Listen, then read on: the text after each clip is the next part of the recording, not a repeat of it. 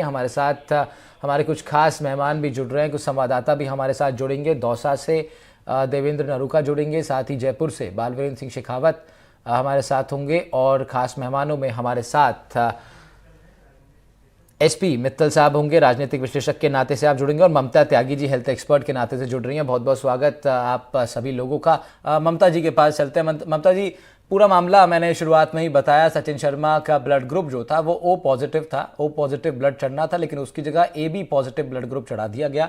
ज़रा थोड़ा समझाइए मैम कि जब गलत ब्लड चढ़ता है बॉडी में, हालांकि उसका परिणाम हमने देखा कि मौत हो सकती है उससे व्यक्ति की, किस तरीके से रिएक्ट करता है वो जब एक डिफरेंट ब्लड ग्रुप का खून हमारी बॉडी के अंदर जाता है तो?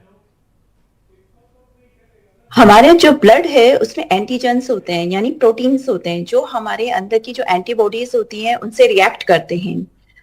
किसी भी जवान व्यक्ति की मौत देखा जाए तो देश और उसके परिवार के लिए एक बहुत बड़ी हानि होती है, इसमें कोई दो राय नहीं है।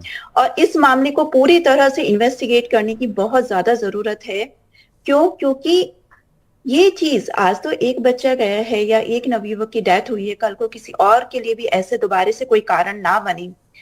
तो उसके लिए इन्वेस्टिगेशन में ये भी जरूरत है कि जो ब्लड बैंक है क्या उसकी गलती थी कि उसने रॉन्ग ब्लड अरेंज किया, मतलब दिया, या मैचिंग में ओनली सिर्फ मैचिंग, मतलब हमने जब गलत ब्लड चढ़ाया बॉडी ने उसके लिए रिएक्ट किया और एनाफाइलेक्टिक रिएक्शन हुई होगी, जो हम मानते हैं कि बहुत ही सीवियर रिएक्शन होती है। उसको आप या तो बहुत जल्दी से कंट्रोल कर लें तो पेशेंट की जान बचा सकते हैं, लेकिन उसकी संभावना भी कई बार बहुत कम होती है।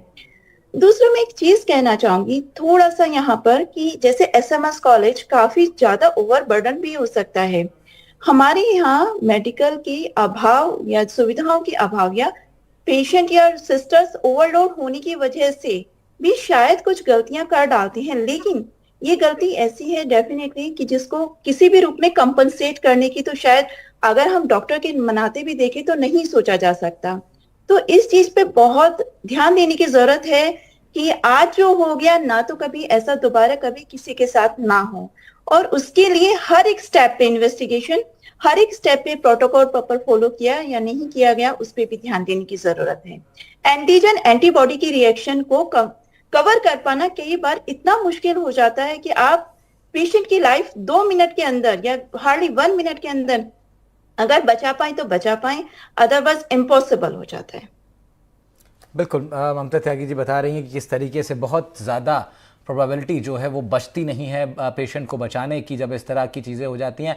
प्रोफेसर अनीता रमेश भी हमारे साथ जुड़ रही हैं, आप अपोलो हॉस्पिटल में कार्यरत हैं। प्रोफेसर, मैं आपसे समझना चाहूँगा कि अभी हमारी हेल्थ एक्सपर्ट ममता जी बता रही थी कि किस तरीके से ब्लड जो है वो बॉडी के अंदर जाके जो प्रोटीन्स होते हैं अंदर उनसे रिएक्ट करता है, लेकिन मैम ठीक है ममता जी, वैसे तो जिस तरह से अनीता जी बता रही हैं कि बहुत सारे फॉलोअप के लेयर्स होते हैं और उसके बाद ही जाकर के ब्लड ग्रुप चढ़ाया जाता है, लेकिन हेल्थ एक्सपर्ट के नाते से आप अगर ये समझा पाएँ कि जो पेशेंट है या जो पेशेंट के साथ जो उसके हिमायती गए हुए हैं हॉस्पिटल में साथ, वो भी क्या अपने स्तर पर कुछ कंफर्म कर सकते हैं कि जो चीज़ जो ब्लड चढ़ाया जा रहा है, क्या उनके पास भी कोई तरीका है इसको कंफर्म कर लेने का कि जो ब्लड चढ़ाया जा रहा है पेशेंट को वो ठीक है, गलत है, दूसरा ब्लड ग्रुप तो नहीं है? क्या पेशेंट की फैमिली के पास भी कोई ऑप्शन रहता है अवेलेबल ऐसा? आज के समय में अगर देखा जाए तो हर इंसान इतना पढ़ा हुआ तो है कि वो ए बी और ए ब्लड ग्रुप क्या है इतना तो समझ सकता है। हाँ। जो भी ब्लड बैंक टंगा होता है जिससे ब्लड ट्रांसफ्यूज हो रहा होता है, अगर हमें ये पता है कि हमारे पेशेंट का ब्लड ग्रुप ये है और इस पे जो ब्लड बैंक पे जो ब्लड ग्रुप लिखा हुआ है वो सेम है कि नहीं है, हाँ। इतना तो कोई भी पेशेंट का अटेंडेंट ध्यान रख सकता है। हाँ। पहली बात। दूसरा, अगर आपके मरीज को ब्लड चढ़ रहा है और आप उसके साइड में खड़े हैं और आपको लगता है कि पेशेंट एकदम से बेचैन होने लगा, मतलब सांस फूलने लगा, घबराहट कह रहा है, पसीने छूट रहे हैं, तो इमिडिएटली अगर आसपास जो भी स्टाफ है उसे बुलाइए। ब्लड को बंद करना तो कोई बड़ी बात नहीं है क्योंकि उसमें जस्ट एक नॉब होता है, और इतना आजकल मैंने देखा कि हमारे हॉस्पिटल्स में भी जब पेशेंट के अटेंडेंट आते हैं उन्हें भी पता होता है कि नोब ऊपर करते हैं तो इससे चीजें ऑन होती हैं और नीचे ऑफ होती हैं।